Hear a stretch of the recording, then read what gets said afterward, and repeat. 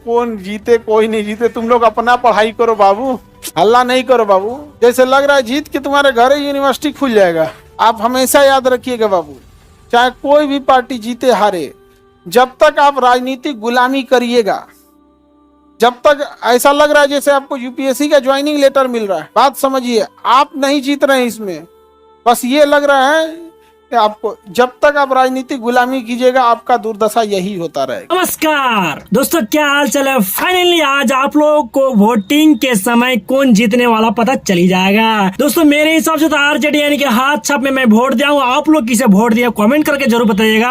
अगर भारत में अच्छी सरकार बनी तो भारत को आगे बढ़ने से कोई नहीं रोक सकता। शिक्षा की में प्रवृत्ति होगी, गरीबी दूर होगी, भ्रष्टाचार दूर होंगे, घूसखोरी दूर होगी। यह सभी कई कारणों से मैं चाहता हूँ कि हाथ छाप जीते और ये इन सब को जड़ से उखाड़ फेंके। दोस्तों मैं चाहता हूँ कि अखंड भारत हो, जो कि हमारे खान सर बनाना चाहते हैं, जो कि हमारे पूरे बिहार, हमारे पूरे भारत चाहते हैं कि हमारा देश सुधर जाए, गरीबी से आगे बढ़कर आदमी ऊपर आए। जिनके बच्चे पढ़ाई लिखाई नहीं करते वो भी सरकारी स्कूल को छोड़कर गवर्नमेंट स्कूल में पढ़े, ताकि उसके बच्चे भी पढ़ा लिखा हो और कल को हमारे देश का भविष्य सुधार सके। दोस्तों ऐसा ही कुछ खान सर ने इस वीडियो में बोला है कि जब इन नेताओं की जरूरत पड़ता है तो आपके घर में जाते हैं, बाकी सौ के एसी का हवा खाते हैं। तो आइए सच्चाई क्या देखते हैं इस वीडियो में। तो चलिए बिना देरी के करिए वीडियो को स्टार्ट। पिक्चर चालू करो बे।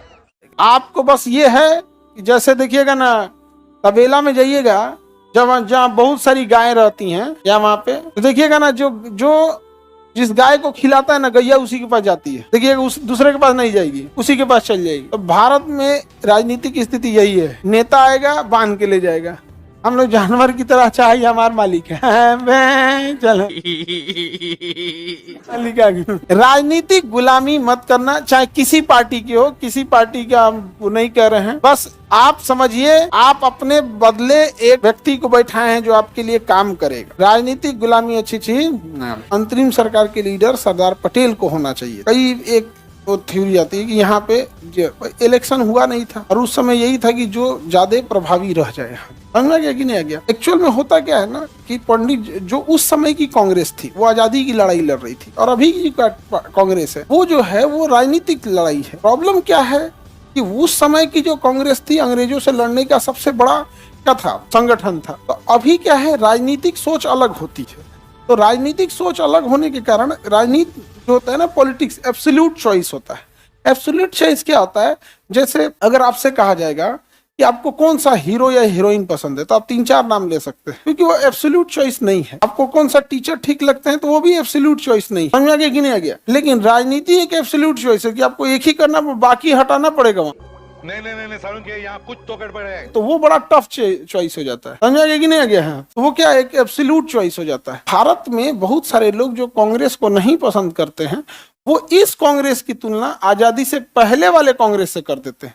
यह कांग्रेस राजनीतिक पार्टी है और आजादी से पहले वाली जो कांग्रेस थी वह कांग्रेस एक राजनीतिक संगठन न होकर एक आजादी की लड़ाई लड़ने वाला एक बड़ा मंच बन चुका था। समझ में ये क्या साला खिड़की तो खुला ही रख के गया रे, क्या गुंडा बनेगा रे तू।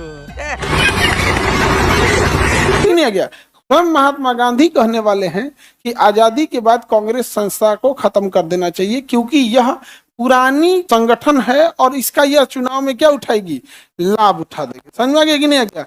कई आदमी ये कहने लगते हैं कि आजादी से पहले वाला ही कांग्रेस खराब था, जबकि आप पूरा इतिहास पढ़ लिए, आजादी के पहले ही एक मात्र यही संगठन था जो इतने दिन तक बचा रहा। बाकी कौन सा संगठन बचा था, कोई नहीं था। तो कई बार क्या होता है ना कि आदमी वर्तमान राजनीति से प्रेरित होकर उस समय की बात करने लगते हैं, वो गलत है, ऐसा नहीं करना चाहिए। क्या गांधी ने तो कोई पद ही नहीं लिया, जो लड़ाई है पद की, गांधी ने तो कोई पद ही नहीं लिया, मुखिया का पद नहीं लिए थे, नहीं लिए थे। यहाँ पर उन्होंने कहा था कि कांग्रेस जैसे संगठन को आजादी के बाद बंद कर देना चाहिए, और अगर राजनीति है तो दूसरे उसको पार्टी को आप बनाइए।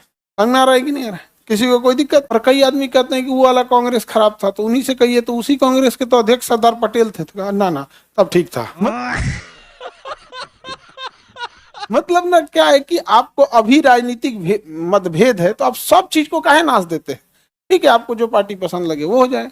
वर्तमान परिदृश्य में क्या हो गया है कि सरदार पटेल और जवाहरलाल नेहरू इन्हें स्वतंत्रता सेनानी के रूप में न देखकर आज के लोग अपनी राजनीतिक उसके लिए देख रहे हैं। कांग्रेस को लगता है कि जवाहरलाल नेहरू और महात्मा गांधी पर उसका अधिकार है, बीजेपी को लगने लगता है कि सरदार पटेल और भगत सिंह पर उसका अधिकार। भाई तुम लोग की लड़ाई में हम काहे पीसेंगे? हम भारतीयों पे इन सबका अधिकार है। बात तो सही है। चाहे झांसी की रानी हो, भगत सिंह हो, सुभाष चंद्र बोस हो, महात्मा गांधी हो, सरदार पटेल हो, जवाहरलाल नेहरू हो, सबका योगदान है हम लोग में। समझ में आ रहा है कि नहीं आ रहा है? लेकिन वर्तमान आप देखिएगा उसको ना आज की राजनीतिक पार्टियों से जोड़ के देख लिया गया है। समझ में आ रहा है कि नहीं आ रहा है? तो इस भावनाओं से आप लोग हटिएगा। फाइनली दोस्तों, आप लोग को वीडियो देखकर कैसा लगा कमेंट करके हमें जरूर बताइएगा। आप खान सर के बारे में या हमारे भारत के नेताओं के भ्रष्ट नेताओं के बारे में कुछ कहना चाहते हैं, वो भी कमेंट्स में लिखकर जरूर जाइएगा। दोस्तों मैं आप लोग की राय ये जानना चाहता हूँ कि मैं जिसे वोट दिया हूँ क्या आप लोग उसे दिए हैं या नहीं। दोस्तों खान सर ने जो इस वीडियो में बात की, आप लोग कहाँ तक सहमत है? अगर आपको सहमत या आपको इस वीडियो से कुछ सीखने को मिला तो इस वीडियो को लाइक करके इस चैनल को सब्सक्राइब कर दीजिएगा, ताकि मैं ऐसी मोटिवेट वीडियो दूसरा बार ला सकूं।